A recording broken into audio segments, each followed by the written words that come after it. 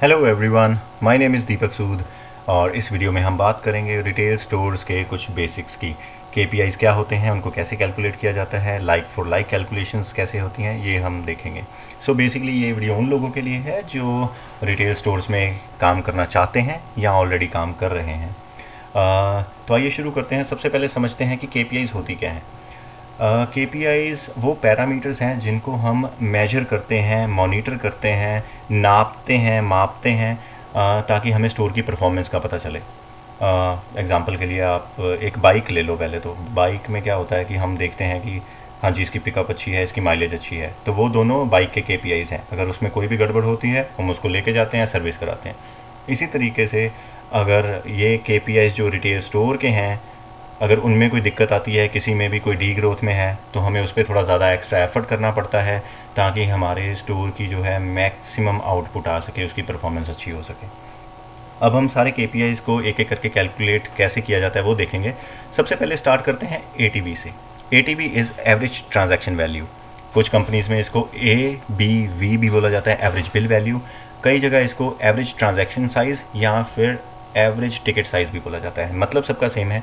तो इसका मतलब क्या है? इसका मतलब है कि औसतन एक कस्टमर एक बिल में मेरे पास कितने पैसे खर्च करके जाता है, वो कितने का एवरेज, एक कस्टमर ऑन एन एवरेज कितने का बिल कराता है।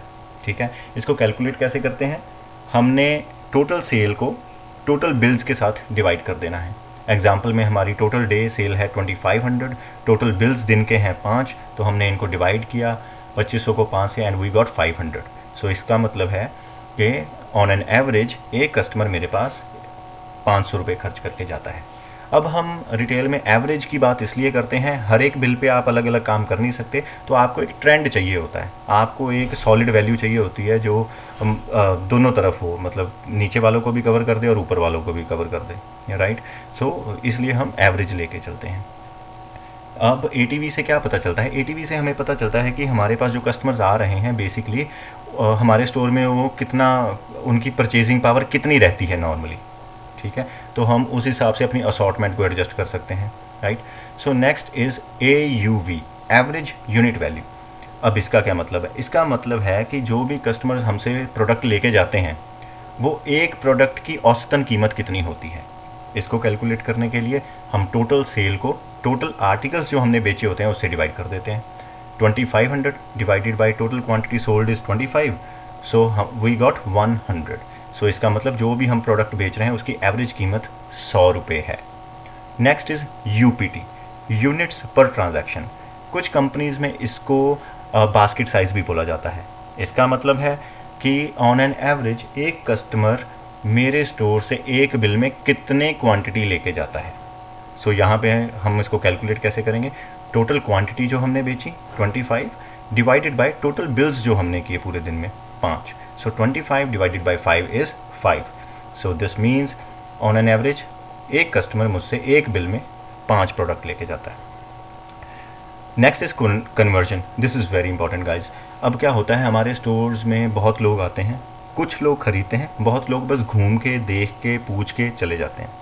जो लोग हमसे इन सभी लोगों में से जो लोग हमसे ख़रीदते हैं वो हमारी कन्वर्जन हो जाते हैं, हम बोलते हैं वो कन्वर्ट हो गए, राइट। सो इसको कैलकुलेट कैसे करते हैं? कन्वर्ट जो हुए हैं उन्होंने बिल कराया है, राइट। सो इसका फॉर्मूला है टोटल बिल्स, जितने बिल हुए, divided by total number of people जो मेरे स्टोर के अंदर आए। यहाँ पे फुटफॉल हमने ले रखा है 50। सो 5 डिवाइडेड बाय 50 इंटू 100, क्योंकि परसेंटेज में बात होती है कन्वर्जन की, तो ये आ गया हमारे पास 10%। सो जितने भी मेरे पास स्टोर में बंदे आते हैं उनका सिर्फ 10% है जो मुझसे शॉपिंग करके जाता है, बाकी खाली हाथ चला जाता है। इससे भी आपको बहुत हेल्प मिलेगी, आपको पता चलेगा कि आपके पास शायद वो आर्टिकल्स हैं ही नहीं जो कस्टमर लेने आ रहे हैं और वो खाली हाथ वापस जा रहे हैं। हो सकता है आपके पास मैन पावर नहीं है जो उन कस्टमर्स को अटेंड करे। हो सकता है आपकी सर्विस में कहीं ना कहीं कोई फ्लॉ है कि कस्टमर्स को अच्छा नहीं लग रहा और वो घूम के वापस जा रहे हैं। हो सकता है आपके स्टोर का AC ना चलता हो, लोगों को परेशानी होती है, वो घूम के चले जाते हैं, राइट। सो ऐसी बहुत सारे कारण हो सकते हैं। अगर आप किसी हाई एंड स्टोर में हैं तो बहुत सारे कारण हो सकते हैं। Next is PSFPD, per square feet per day sales. इससे हमें अपने स्टोर की जो एरिया वाइज एफिशिएंसी है वो पता चलती है कि मेरे स्टोर का हर स्क्वायर फीट मुझे कितनी सेल दे रहा है। यहाँ पे मेरी सेल है 2500, divided by area, area is 100 square feet, so मेरे पास आ गया 25। सो इससे पता चलता है कि हो सकता है हमने बहुत ज़्यादा जगह ले रखी है और आउटपुट कुछ आ नहीं रही, तो हम एरिया कम कर सकते हैं। हो सकता है हमने एरिया बहुत कम हो, हमारे पास आउटपुट बहुत ज़्यादा है और हम मैनेज नहीं कर पा रहे हों, तो ये उसमें भी हेल्प करेगा। So again a very important parameter. All right, आइए अब आगे बढ़ते हैं और देखते हैं लाइक फॉर लाइक कैलकुलेशंस कैसे होती हैं। रिटेल स्टोर्स में, ऑर्गेनाइज्ड सेक्टर में हमेशा जब भी बात होती है ग्रोथ डी ग्रोथ की बात होती है, और वो कंपैरिजन किया जाता है लास्ट ईयर की परफॉर्मेंस से। तो अब यहाँ पे हम इस एग्जांपल के सहारे समझेंगे कि इनको कैलकुलेट कैसे करना है। फॉर्मूला है new value minus old value divided by old value into 100। तो इससे हमारे पास ग्रोथ या डी ग्रोथ की परसेंटेज आ जाएगी। This formula basically is not just for LFL, कहीं भी आपको परसेंटेज ग्रोथ डी ग्रोथ निकालनी है तो यही फार्मूला लगता है। अब एग्जांपल में हमारे पास फेब 2019 की सेल है 1000 रुपये, फेब 2020 की सेल है 1200 रुपये। अब ये वैल्यूज़ हम जो है फार्मूला में पुट करते हैं तो हमारे पास आ गया 1200 माइनस 1000 डिवाइडेड बाई 1000 इंटू 100। आपने ज़ीरोज़ कैंसिल आउट किए तो आपके पास आ गया 20%, और ये 20% पॉजिटिव है, इसके आगे नेगेटिव नहीं है। तो इसका मतलब कि हमने पिछले साल के मुकाबले ग्रोथ करी है, हमारा बिज़नेस बड़ा है। अगर यही उल्टा होता तो हमारे पास ये माइनस में आता, माइनस 17% के अराउंड आता। तो फिर इसका मतलब था, मान लीजिए फेब में अगर 1000 होती और फेब 19 में 1200 होती तो हमारे पास आता माइनस 16.6% के अराउंड। तो वो होता हमारा डी ग्रोथ, के हमने पिछले साल के मुकाबले हमारी डी ग्रोथ हुई है, राइट। सो ये फार्मूला सेम रहेगा, कंपैरिजन चाहे एक दिन का हो, चाहे एक हफ्ते का हो, चाहे महीने का, चाहे साल का, आपको यही यूज़ करना है। आप खुद कोई ऐसी फिगर्स लेके आप ट्राई कर सकते हो, चाहे सेल में लो, ATV, AUV, किसी भी चीज़ में आपको अगर कंपैरिजन करना है लास्ट ईयर से या किसी और टाइम से भी, तो formula will stay the same. Next ये कुछ एब्रीवेशंस हैं, शॉर्ट फॉर्म्स हैं आपके लिए, जस्ट फॉर नॉलेज, आप इनके गो थ्रू होइए तो आपको काफ़ी चीज़ें हैं जो आपको क्लियर हो जाएंगी, राइट। सो आज के लिए इतना ही। आई होप कि इससे आपको कुछ हेल्प मिली होगी।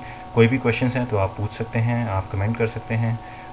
Thank you very much, you have a very nice day, thanks.